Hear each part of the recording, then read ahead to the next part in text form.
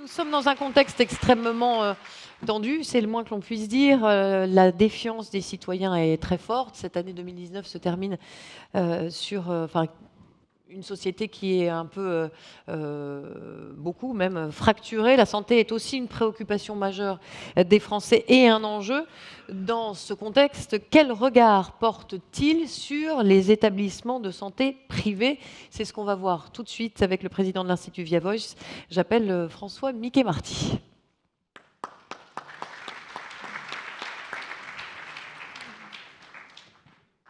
Bonjour, je vous en prie, installez-vous, prenez un micro.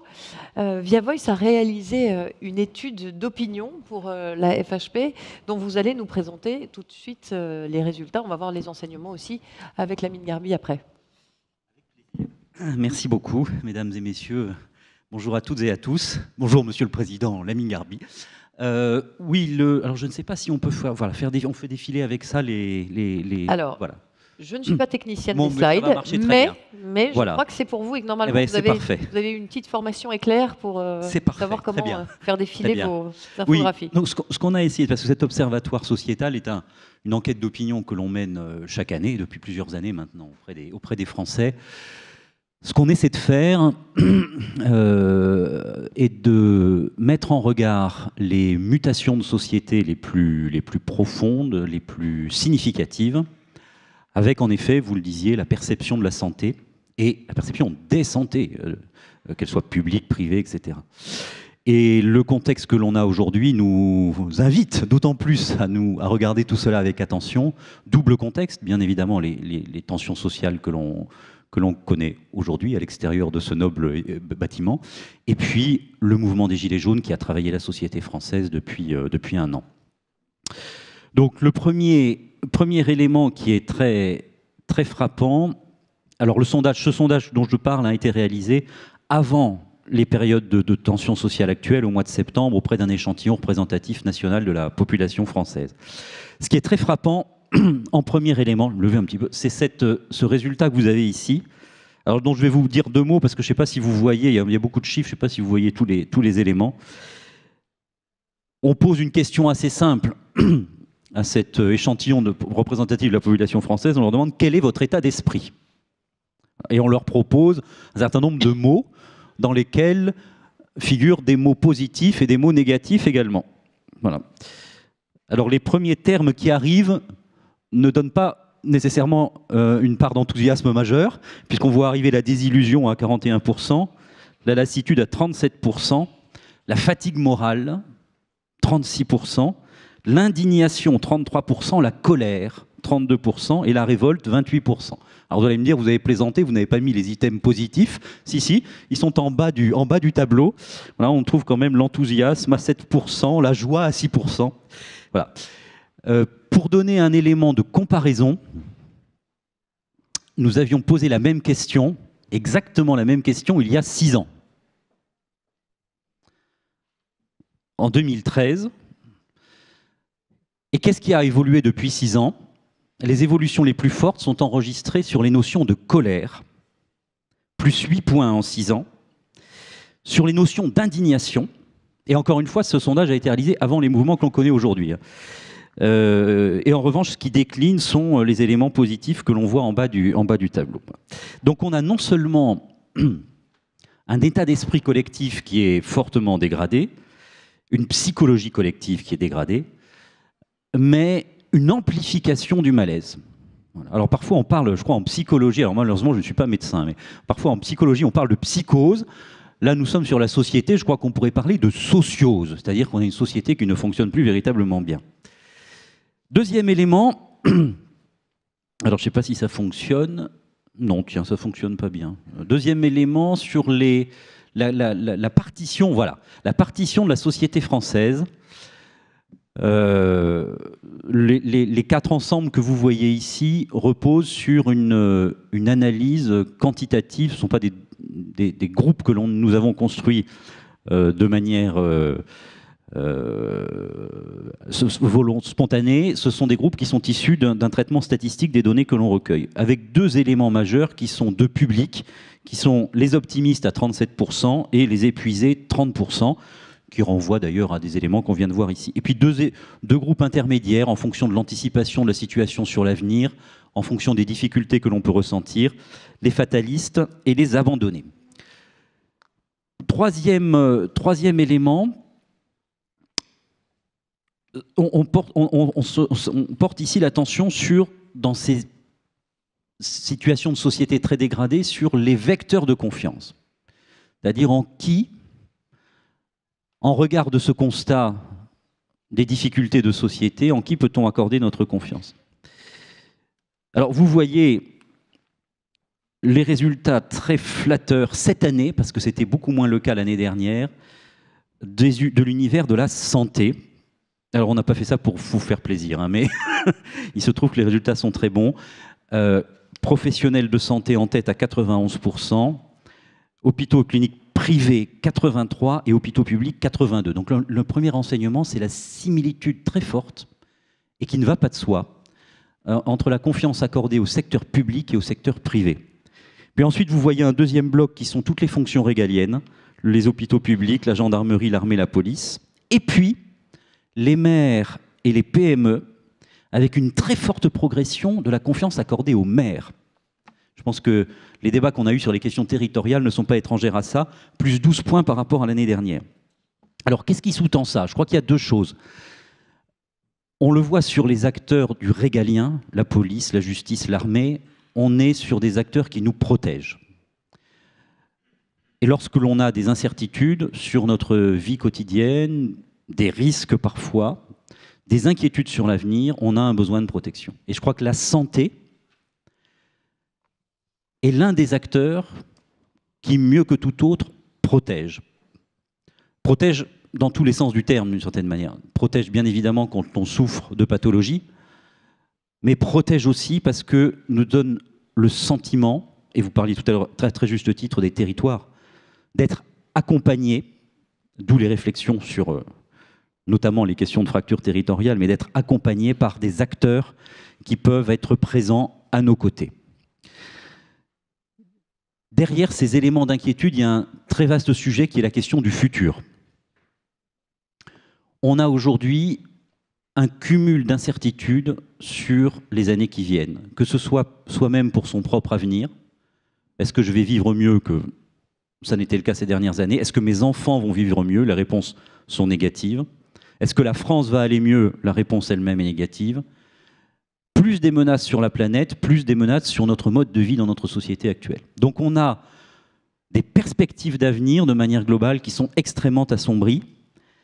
Et en retour, l'importance, encore une fois, je crois, au-delà de la qualité des soins, qui est fondamentale, bien entendu, l'importance de ce qui nous protège est fondamentale. Donc il y a une dimension à la fois objective, une thérapie qui répond à une pathologie, mais il y a aussi une dimension de psychologie collective, je pense, qui est très très importante. Ça entraîne quoi? Ça entraîne que, pour une très large majorité de Français, les pouvoirs publics doivent davantage soutenir les professionnels de santé, parce qu'on veut que les pouvoirs publics protègent ceux qui nous protègent. Leur donner de la liberté d'action et la reconnaissance d'un système privé, du secteur privé, comme étant pleinement légitime à agir dans ce domaine. Dernier élément, avant de donner quelques perspectives d'avenir, vous parliez tout à l'heure des municipales de 2020 et de l'importance que l'enjeu de santé peut y revêtir. Dans le cadre de notre étude, là, 69% des Français estiment que les questions de santé seront importantes dans le cadre des élections municipales. Ça n'est pas fortuit. On a vu, Pascal Perrineau est ici, qui a été l'un des garants du grand débat national. On a vu pendant le grand débat national l'importance de la santé s'affirmer de manière extrêmement manifeste, alors que ça n'est pas nécessairement l'une des premières revendications des Gilets jaunes. Mais le sujet est apparu de manière forte. La question de la santé fait partie désormais des priorités des Français.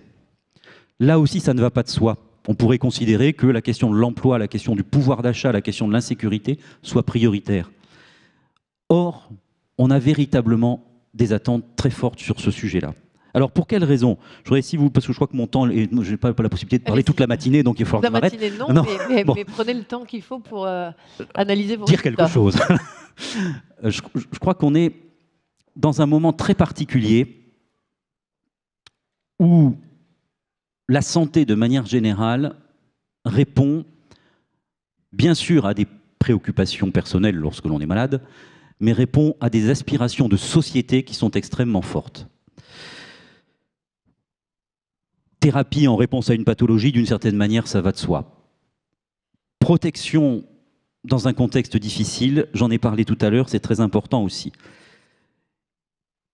Il y a l'idée du care qui est un peu galvaudée ou parfois considérée en dérision. On dit c'est de la calinothérapie. Je crois qu'il y a quelque chose de beaucoup plus profond. Si on s'intéresse à l'étymologie du terme soin, parce qu'on se plonge dans l'histoire du mot, parce que souvent les mots veulent dire quelque chose, eh bien, on trouve des significations extrêmement intéressantes et qui permettent, à mon avis, de comprendre cet attachement accordé à la santé. Au XIe siècle, alors je cite le dictionnaire d'Alain Ray, dictionnaire de la langue française, au XIe siècle, le soin voulait dire se soucier d'eux, s'intéresser à quelqu'un. Je m'intéresse à autrui. XIIIe siècle est apparue une autre signification qui est une pensée qui occupe l'esprit pour quelque chose ou pour quelqu'un. Je pense à Lamine Garbi, il est là en face de moi. J'ai du soin pour lui, veut dire que je pense à lui. Et puis au XVIIe siècle est apparu quelque chose de très important, une troisième signification derrière la notion de soin, qui est l'idée de veiller quelqu'un. Je prends soin de toi veut dire que je te regarde et je vais veiller sur toi. Je vais prendre soin de ta situation. Voilà, comme on dit couramment, prends soin de toi, on retrouve tous ces éléments-là. Eh bien, c'est là l'un des éléments majeurs qui fait défaut, je crois, dans notre société actuelle. C'est-à-dire beaucoup de gens, alors je peux vous le dire parce que je vais souvent chez des gens, je les écoute parler et raconter leur vie, beaucoup de gens expriment une très forte solitude, une détresse dans la relation à l'autre. Et donc cette question de santé, cette question de soins, elle répond en grande partie à un déficit de relations humaines, de relations sociales dans cette société. Voilà, donc cette question de santé, la question du soin, c'est aussi une réponse, pas uniquement à nos pathologies humaines, mais aussi à des pathologies de société. Voilà, c'est quelques éléments que je voulais vous livrer ce matin. Et ce qui nous semble très frappant, pour résumer, c'est cette résonance entre le soin et les difficultés que connaît notre société aujourd'hui, et puis la similitude des jugements apportés à la santé publique et à la santé privée. Voilà. Merci beaucoup pour votre attention. Merci François Miquet-Marty. Lamine Garbi, vous allez prendre le soin de nous dire un mot sur cet observatoire 2019 mené par Via Voice. Alors déjà, j'ai appris un mot et j'étais en train de chercher si c'était un mot nouveau ou un mot ancien. Et ma culture étant limitée, sociose. En fait, c'est pas un mot nouveau. Non, voilà, j'ai découvert ça. Ça fait un peu peur, ce mot, sociose. Psychose, sociose. Et puis c'est vrai que sur Internet, ils ont tout de suite basculé sur socios. Ce sont les propriétaires du Real de Madrid et du FC Barcelone, les socios qui sont propriétaires des équipes de foot. Voilà, je trouvais que c'était aussi plus souriant. Alors ton analyse fait peur un peu. Mais je retiens un chiffre que je vais ressortir à 17h avec notre ministre, c'est que 88% de nos concitoyens pensent que les pouvoirs publics doivent aider les professionnels de santé, les établissements de soins et bien sûr le privé. Alors, je ne suis pas sûr que nos gouvernants entendent vraiment ce message. Alors c'est vrai que c'est 215 milliards d'euros, ça a été dit ce matin, le budget de la santé en France. C'est des sommes extrêmement importantes, mais je ne suis pas certain qu'il y ait une réelle écoute et que l'écoute de la rue, parce que c'est vrai que les gilets jaunes qui se sont transformés un petit peu en gilets blancs, aujourd'hui ce sont les internes qui sont dans la rue, qui sont en grève, et c'est toujours dangereux lorsque des jeunes se mettent en grève et manifestent. Je ne suis pas sûr que l'écoute soit forte. Donc l'éclairage de cet après-midi sera, je pense, intéressant. Et ton sondage, François, est révélateur, et surtout, comme tu l'as dit, on peut mesurer l'évolution dans le temps. Ah oui, ça c'est les restes d'hier, c'était les flonflons pour les trophées qui ont dû se coincer avec la ventilation. D'ailleurs, ventilation, si on peut l'arrêter, parce qu'il fait froid, puis ça fait du bruit. Si on peut arrêter, ce serait bien. Donc, beaucoup d'enseignements, mais la question que je me pose, et je n'ai pas la réponse, c'est que peut-on faire? Parce que j'estime que le care, tous les jours, tous les matins, on est là pour ça, on fait ça tous les jours, et que peut-on faire? Et je suis un peu non pas triste, mais je me dis, avec tout le cœur que nous mettons à prendre en charge tous nos concitoyens, tous les jours, sur tous les territoires, je me dis, avoir ce genre de sondage nous relativise et également nous permet de mesurer l'écart que nous avons entre le ressenti de la population, le vécu, les difficultés qui s'expriment aujourd'hui. Et c'est vrai que même si je ne suis pas un ardent défenseur de ce qu'on appelle la QVT, la qualité de vie au travail, je pense que c'est une évolution positive dans laquelle nous nous sommes engagés, qui nous porte. Et c'est vrai que d'écouter l'ensemble de nos collaborateurs, d'écouter nos patients qui prennent une place de plus en plus forte dans nos établissements, permettra, j'espère, d'inverser cette tendance, parce qu'être cité parmi les premiers thèmes de recours, c'est bien, mais si on n'apporte pas de solution, on passe un petit peu à côté d'autres missions, et j'ai la volonté d'apporter des solutions, et surtout, ça a été dit ce matin, d'apporter un peu de chaleur, un peu de sympathie, du soin et de l'accompagnement. Et on n'a pas parlé des aidants, qui également font partie de la chaîne magnifique du soin. En tout cas, le rendez-vous avec la ministre tombe parfaitement bien cet après-midi. Et c'est pour ça qu'on a demandé à ce qu'il puisse venir en fin de journée. Eh oui. D'abord parce qu'en fin de journée, on est plus en forme, du moins en ce qui me concerne. Et ça déjà, on est arrivé. Parce que oui, voilà. Il y en a qui ont pas pu être là. Voilà, tout le monde va arriver. Et c'est vrai qu'il y aura beaucoup de questions à lui poser et sur son ressenti également, son ressenti. Alors le programme, merci beaucoup François Miquet-Marty.